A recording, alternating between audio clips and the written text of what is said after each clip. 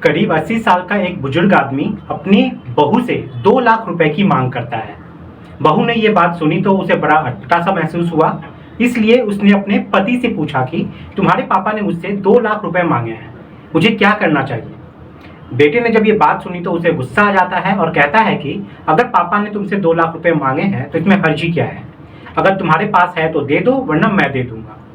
पत्नी कहती है कि वैसी बात नहीं है, मेरे पास है, लेकिन पापा जी ने आज तक ऐसे पैसे मांगे नहीं हैं, इसलिए मैं पूछ रही थी। फिर वो 2 लाख रुपए ले जाकर अपने ससुर के हाथ में थमा देती है।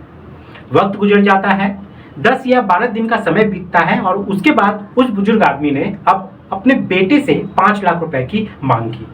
अब ये बात सुनने के बाद बेटा अपने बाप से कहता है कि पापा तुम्हें पैसों की अचानक से क्या जरूरत आ पड़ी। तभी यहाँ पे बाप को गुस्सा आ जाता है और कहता है कि इतने सालों में करोड़ों रुपए मैंने तुम्हारे ऊपर खर्च किए हैं, कभी मैंने आज तक तुमसे एक सवाल नहीं पूछा कि तुम्हें पैसे की क्या जरूरत है, और आज मैंने तुमसे सिर्फ 5 लाख रुपए की मांग की तो तुम पूछ रहे हो कि मुझे इसकी क्या जरूरत आ गई। फिर ये सब बात सुनने के बाद बेटे ने 5 लाख रुपए का इंतजाम किया और अपने पिता के हाथ में थमा दिए। लेकिन इसी बीच में बेटे के दिमाग में एक सवाल गूंज रहा था कि जिस बाप के पास करोड़ों रुपए की संपत्ति हो, आखिरकार उसे पहले 2 लाख रुपए और फिर 5 लाख रुपए की क्या जरूरत आ पड़ी। अब बेटे ने अपने स्तर से इन्वेस्टिगेशन करना शुरू किया। जांच में पता चलता है कि उस 80 साल के बुजुर्ग आदमी के संपर्क में एक नहीं, 2 नहीं, बल्कि 4 लड़कियां थी। साथ ही पिछले 21 महीने में उसके पिता ने 734 बार ट्रांजैक्शन की थी बैंकों में, और इस ट्रांजैक्शन में 8 करोड़ 70 लाख की रकम ट्रांसफर की गई थी उन 4 लड़कियों में। जैसे ही बेटे को ये बात पता चलती है तो उसके पैरों तले जमीन खिसक जाती है, और फिर उसके पिता को जब ये बात पता चलती है कि उसके साथ बहुत बड़ा घोटाला हो गया है तो उसके पिता के भी पैरों तले जमीन खिसक जाती है। होता क्या है कि तत्काल प्रभाव से उन्हें हॉस्पिटल में भर्ती करवाना पड़ता है, और आगे जो होता है ये वाकई अपने आप में बहुत हैरान करने वाला होता है। तो चलिए आखिरकार समझते हैं, जानते हैं कि उस बुजुर्ग के साथ उस 4 महिलाओं ने किया क्या था। नमस्कार, मैं मुकेश। आज की सच्ची घटना मैं आपको सुनाने जा रहा हूं। ये सच्ची घटना है महाराष्ट्र प्रदेश की राजधानी मध्य मुंबई की। दरअसल अप्रैल 2023 की ये बात है।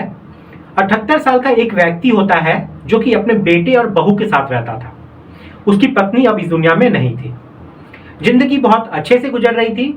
एक दिन वो मोबाइल के अलग अलग सोशल मीडिया के पन्ने को पलट रहा था और वक्त गुजार रहा था। तभी इसी बीच में उसकी नजर पड़ती है एक खूबसूरत सी लड़की पर जिसका नाम शार्बी होता है। शार्बी को वो फ्रेंड रिक्वेस्ट भेज देता है फेसबुक पर, लेकिन वो लड़की फ्रेंड रिक्वेस्ट को एक्सेप्ट नहीं करती और रिक्वेस्ट को डिलीट कर देती है। इस बुजुर्ग आदमी को बहुत अजीब लगता है। फिर कुछ दिन बीतते हैं और कुछ दिन बाद अचानक से उस लड़की शार्बी की तरफ से उस बुजुर्ग आदमी के पास फ्रेंड रिक्वेस्ट आती है। अब वो बुजुर्ग आदमी थोड़ा सोचने पे मजबूर हो जाता है कि मैंने भेजी तो इसने एक्सेप्ट नहीं की, और 3-4 दिन बाद इसने खुद से क्यों भेज दी फ्रेंड रिक्वेस्ट। अब ये सोचते सोचते उसने रिक्वेस्ट को एक्सेप्ट किया, और फिर इन दोनों की बातचीत का सिलसिला जो था वो मैसेंजर के माध्यम से शुरू हो जाता है। उस शार्बी नाम की महिला कहती है कि साहब, मैं दरअसल तलाकशुदा हूँ, मेरा एक बेटा भी है। अब मेरी खूबसूरती और अकेलेपन को देखकर सब मेरा फायदा उठाना चाहते हैं, मेरे शरीर के भूखे हैं सब, इसलिए मैंने आपका फ्रेंड रिक्वेस्ट एक्सेप्ट नहीं किया था शुरू में। कुछ इस तरीके का डायलॉग जब इस महिला ने सुनाया तो वो बुजुर्ग आदमी कहता है कि मैं 78 साल का हूँ और मेरे पास किसी भी चीज की कोई कमी नहीं है, बस मैंने आपको ऐसे ही फ्रेंड रिक्वेस्ट भेजा था, आपको बुरा लगा हो तो उसके लिए मैं आपसे माफी मांगता हूँ। लेकिन शार्बी ने कहा कि मैंने आपकी प्रोफाइल को पूरी तरीके से चेक किया है और मुझे पता है कि आप बहुत शरीफ इंसान हो, इसलिए मैं आपसे दोस्ती करना चाहती हूं और इसीलिए मैंने आपको फ्रेंड रिक्वेस्ट भेजी थी। अब यहां से इन दोनों की बातचीत का जो सिलसिला था वो शुरू हो जाता है। नंबर आदान प्रदान होते हैं। दिन हो या रात हो, वो दोनों एक दूसरे से बातचीत करना शुरू कर देते हैं। वक्त बीतता है और एक दिन अचानक ही उन दोनों की बातचीत का सिलसिला बंद हो जाता है। अब जैसे ही यहाँ पे बातचीत का सिलसिला बंद होता है तो वो बुजुर्ग आदमी जो कि उस महिला से बात करता था वो बात करने के लिए बहुत ज्यादा उतावला हो जाता है, और ऐसे ही वो परेशान रहता है। अब ऐसे ही यहाँ पे 2-4 दिन बीतते हैं। फिर इसके बाद अचानक से उस लड़की का मैसेज आता है और यहाँ पे वापस से बातचीत का सिलसिला शुरू हो जाता है। अब ये बुजुर्ग आदमी पूछता है कि तुमने 3-4 दिन मुझसे बातचीत क्यों नहीं की, क्या दिक्कत थी। तब वो महिला कहती है कि मेरा एक ही बेटा है और वो बहुत ज्यादा बीमार था, मैं उसे लेकर हॉस्पिटल गई हुई थी, लेकिन मेरे पास बहुत सारे पैसे नहीं थे उसके इलाज के लिए, इसलिए उसी का इंतजाम कर रही थी। अब ये सब बात जब वो बुजुर्ग आदमी सुनता है तो वो कहता है कि तुम्हें परेशान होने की जरूरत नहीं है, मैं देखता हूँ, कुछ करता हूँ। फिर उसके बाद उसके बेटे के अच्छे से यहाँ पे इलाज जो है वो शुरू हो जाता है, क्योंकि ये बुजुर्ग आदमी अब यहाँ से पैसे भेजना शुरू कर देता है। इलाज चलते चलते करीब 2 से 3 महीने बीत जाते हैं और इन दोनों की आपस में बहुत अच्छे से बातचीत होती रहती थी। तभी अचानक से फिर से इन दोनों में बातचीत का जो सिलसिला था वो बंद हो जाता है। अब उस बुजुर्ग आदमी ने इस महिला से बातचीत करने की तमाम कोशिशें की, लेकिन तमाम कोशिशों के बावजूद भी ये नाकाम हो जाता है। फिर एक दिन एक कविता नाम की लड़की का फोन आता है इसके पास। वो कहती है कि मैं शार्वी की बहुत अच्छी दोस्त बात कर रही हूँ, मैंने सुना है कि तुम बहुत अच्छे इंसान हो। अब ये बात सुनने के बाद जो बुजुर्ग होता है वो बहुत ज्यादा खुश हो जाता है, उसे अच्छा लगता है क्योंकि सामने से कोई उसकी बहुत ज्यादा तारीफ कर रहा था। अब यहाँ से फिर इन दोनों की बातचीत भी यहाँ से शुरू हो जाती है। यहाँ पे ये जो महिला होती है वो उस बुजुर्ग आदमी से अश्लील बातें भी किया करती थी और ये सब बातें उस बुजुर्ग आदमी को पसंद भी आ रहा था। देखते ही देखते दोनों एक दूसरे के बहुत करीब आ जाते हैं और मौका देखकर इस महिला ने उस बुजुर्ग के कई सारे न्यूड तस्वीरें जो थी वो शेयर करवा ली थी और अपने पास रख ली थी। अब ये सिलसिला महीनों तक चलता है और इसके बाद इस महिला ने इस आदमी को ब्लैकमेल करना शुरू कर दिया और बदले में पैसे मांगने शुरू कर दिए। अब ये डर के मारे उसे जैसे जैसे वो कहा करती थी वैसे वैसे वो किया करता था और उसे पैसे भेजा करता था। अप्रैल 2023 से ये कहानी शुरू हुई थी और नवंबर 2023 आ जाती है, तब तक ये कहानी चलती रहती है।